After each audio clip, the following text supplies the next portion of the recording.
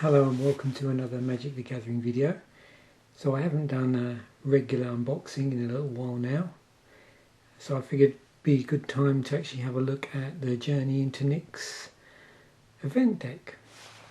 So let's see what we have inside of here. Does it have a name? Wrath of Immortals, and it looks like it's blue or red. Let's open this up.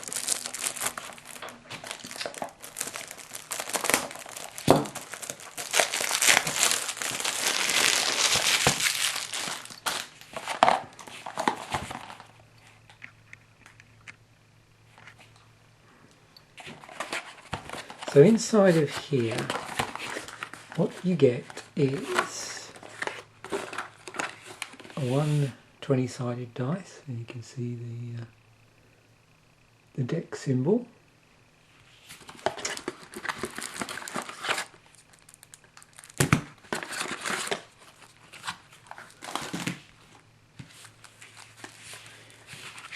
A main deck and a sideboard.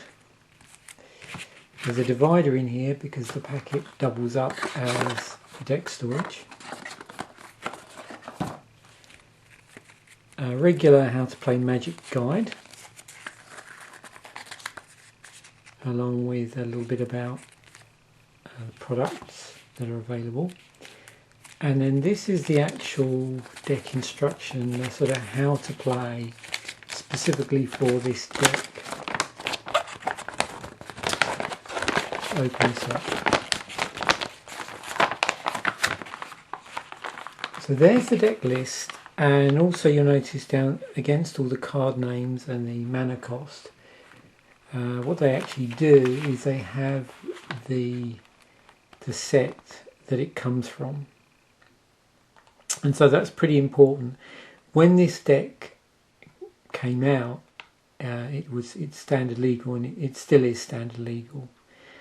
However, as we get closer to October, when rotation occurs, what you're looking for is any cards in here which are either in the core set or come from sets that were released before that core set. So stuff from the Return to Ravnica block, unless they happen to, of course, be reprinted in either the core set, the 2015 core set, or any subsequent set after that. So there's a number here. So I see there's a couple from Return to Ravnica, and there's one there from Dragon's Maze, and a whole load of the sideboard is from 2014, as are some other cards there. So that's always something to remember with any product, is, you know, if you're buying it for standard play, just keep an eye on how the cards are affected by rotation. And what you tend to find is the event decks from the later sets, you're obviously going to tend to have a less sort of playing window, because they're going to be closer to rotation. So we'll have a look at the main deck. Actually, one thing we should actually do is just see what the strategy behind the deck is. Probably a better way to start. So it says, harness the power of fire and lightning to beat your foes. So it's a wide range of damage spells as well as creatures that reward you for casting them. Young Pyromancer, Gutter Snipe, and it mentions about burn spells.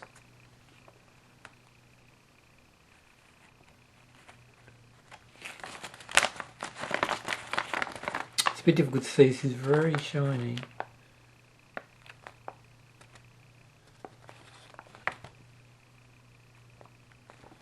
I don't know whether that's coming up on camera.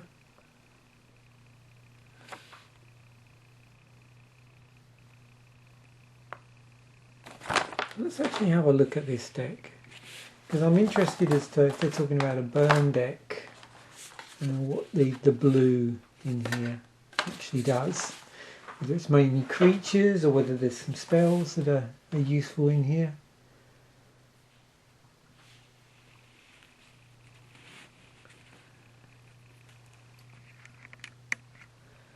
So we've got Young Pyromancer. We have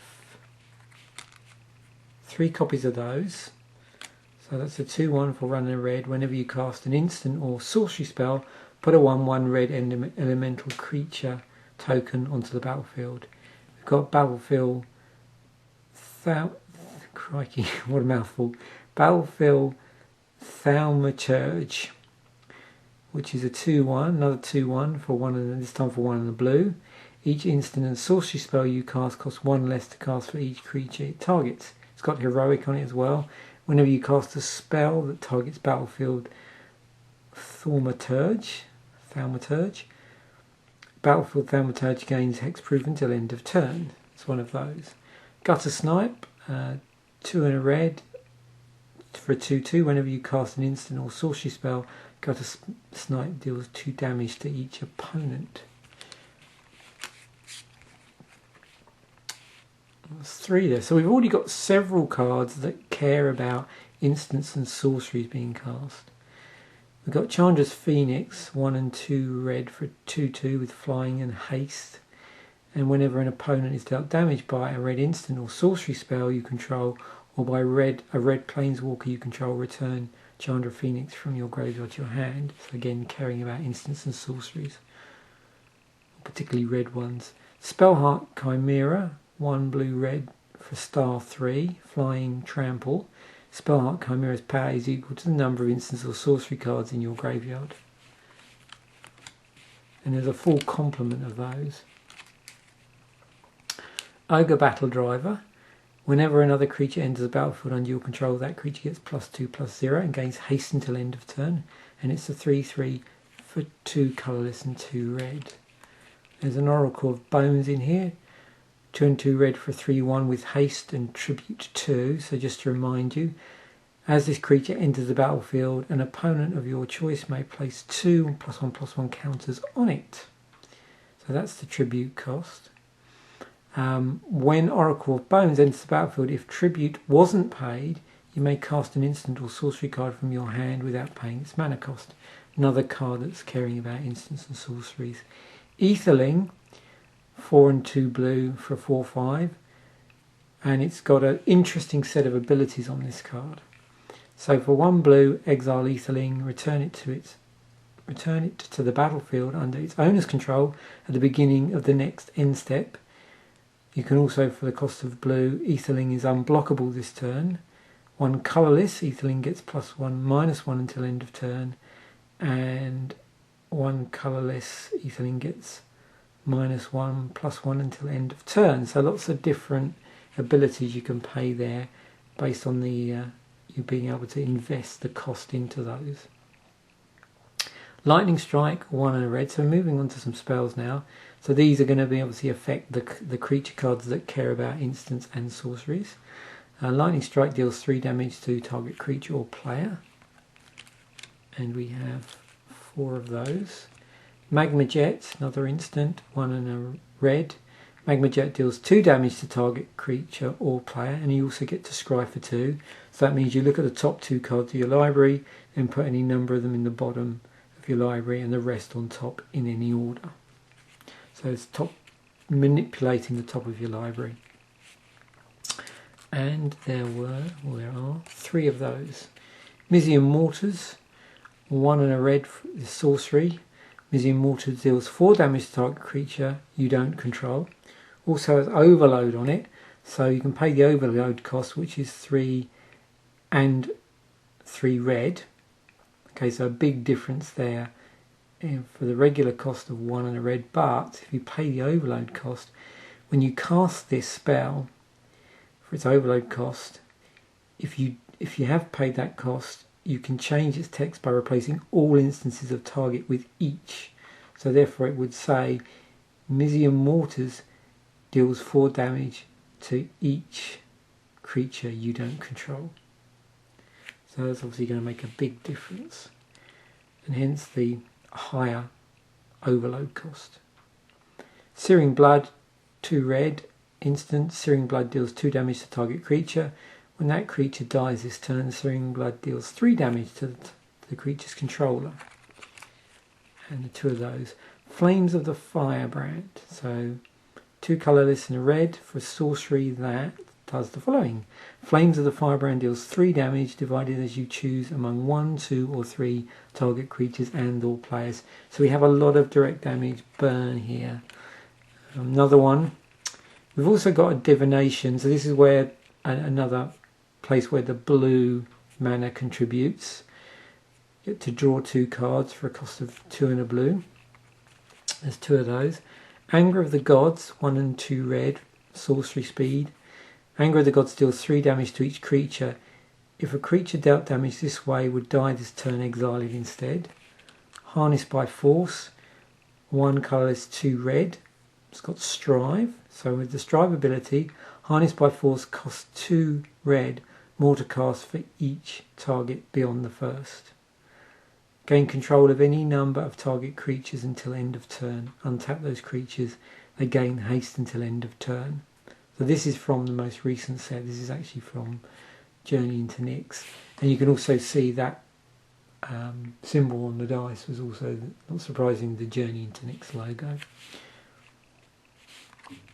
Steam Augury, 2 colourless blue-red, instant, reveal the top 5 cards of your library and separate them into 2 piles. An opponent chooses one of those piles, put that pile into your hand and the other into your graveyard. Fated Conflagration, 1 colourless, 3 red, instant. Fated Conflagration deals 5 damage to target creature or planeswalker. If it's your turn, scry for 2. Turn and burn.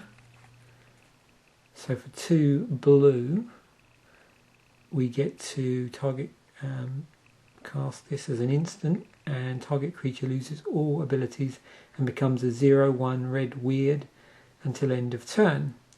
And for 1 and a red, we can burn. Burn deals 2 damage to target creature or player. Or we can fuse this. So you may cast one or both halves of this card from your hand. So if you've got the 2 blue and 1 red at one time to invest in this, then you get to do both. And there's 2 of those. And we've got the mana base, so we've got some fixing going on here for blue-red by the use of the Izzet Guildgate. Comes into play taps for blue or red. And there are actually 4 of those, and then obviously the remaining lands are going to be basic lands. So we've got our mountains. So let's just have a quick look through the artwork for this.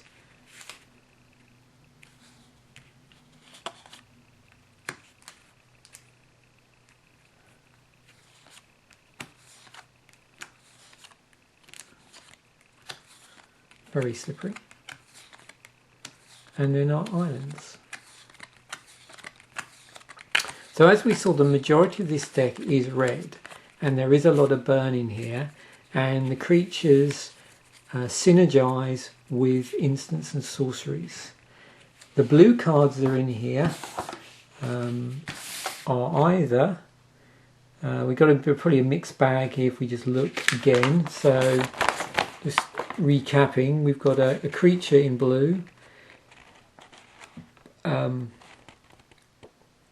multicoloured creature, another creature in blue there, and there was the divination, the steam augury, which is a multicoloured card, and the turn and burn. So we're really again either creatures or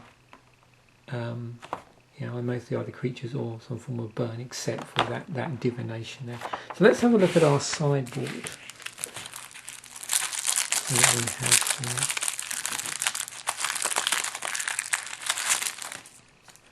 see how this might help us. So Elixir of Immortality, play 1 colourless for a cost of 2, tap it, you gain 5 life, shuffle Elixir of Immortality and your graveyard into their owner's hand. And there are 2 of those.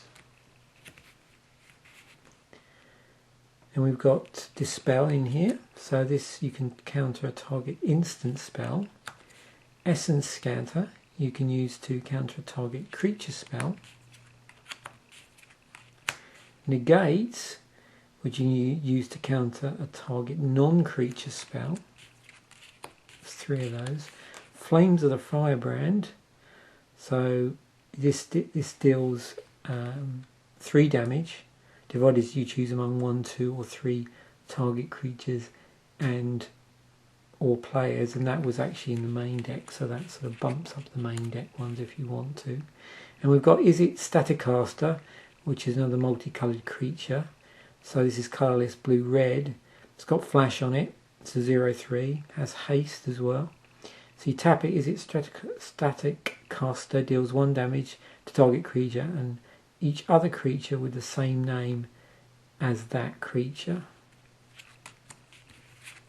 And there are 3 of those in the deck.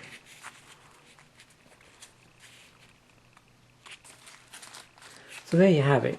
You got your main deck of 60 and your sideboard of 15.